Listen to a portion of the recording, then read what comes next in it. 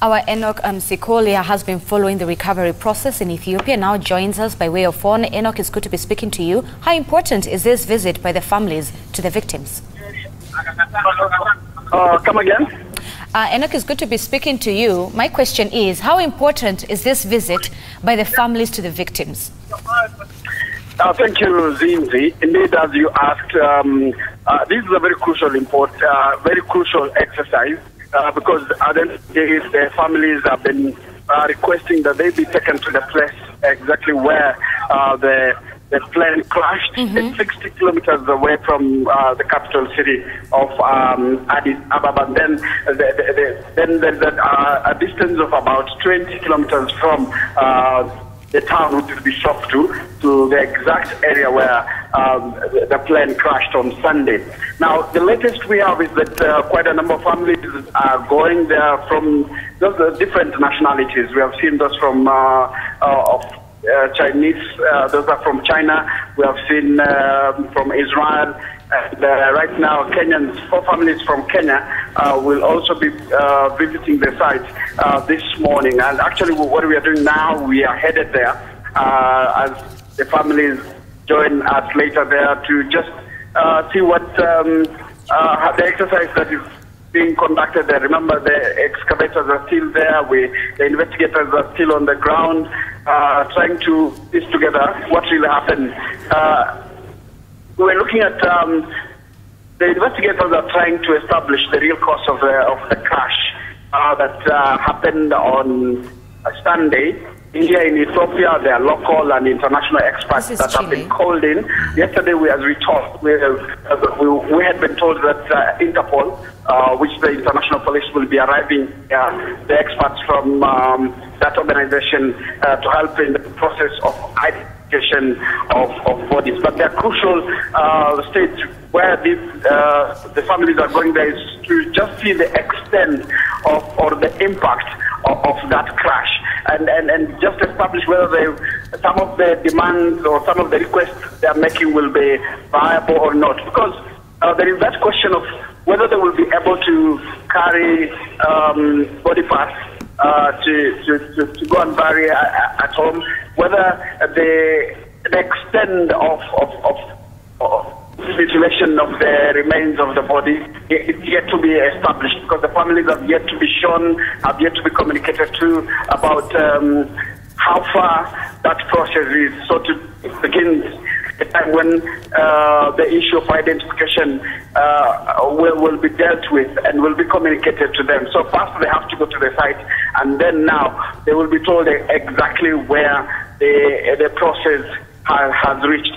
Remember, the investigation started immediately on Monday when Boeing sent in their expert. That is Boeing, the company that manufactured the plane that went or crashed on Sunday.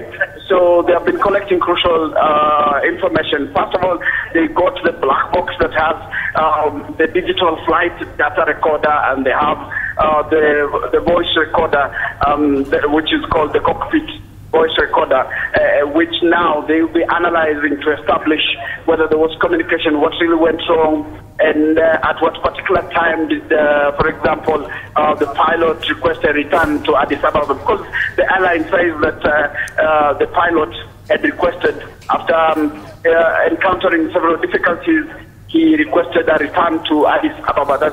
That's Bole International Airport. The permission or the request had been granted before he went off the radar. So at this particular time, that is what they're just trying to piece together, see what really went wrong, what really happened. Even as the forensic expert come in to do what we call forensic analysis and establish the identification of what was retrieved there, the bodies that were retrieved from the crash site.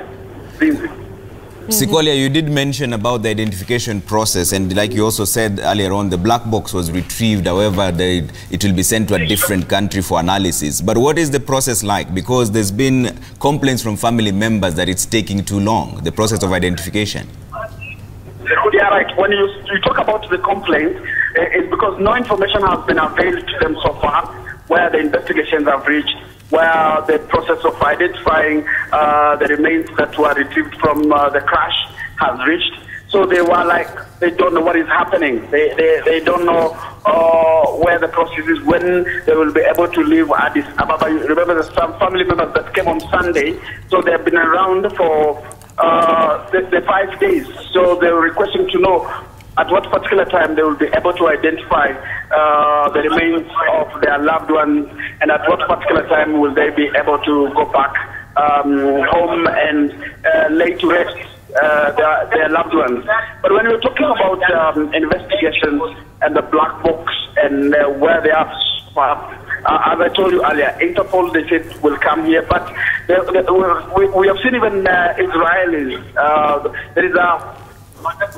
There is an organization called Zaka Search and Rescue from Israeli. They came in, and yesterday the consul was moving about trying to convince the Ethiopian government and those in the investigation that they have experts who can help in the identification process. Until yesterday, they were still looking for the opportunity or the permission so that they can also move in and give a hand of help and assist, for example, in the identification process. So Zaka team is here, and the consul, that is the ambassador of Israel here in Egypt, has been pushing so that their team can be incorporated. Remember, Israel also lost 2 people. One of them was an engineer who was coming to Nairobi. They say that he works for a private Israel company that connects internet in Africa. So he was coming to Nairobi to have a meeting with telecommunication companies. He wanted to strike a deal, I'm told, with Safaricom and other telecommunication companies in Kenya. But then the tragedy happened, and so they are pushing to have him identified. Actually, Zaka team is here to help identify the Israelis, because according to the Jewish culture or the Jewish belief, they have to identify themselves, to identify and take a body part or something from here. They go and bury. They have to do it according, or else they will just continue declaring them as missing persons, because they say that a person is declared missing until his body part is identified and then buried, is when now they can say that he's dead, and that has to happen in 24 hours. So we are expecting a lot today in terms of investigations.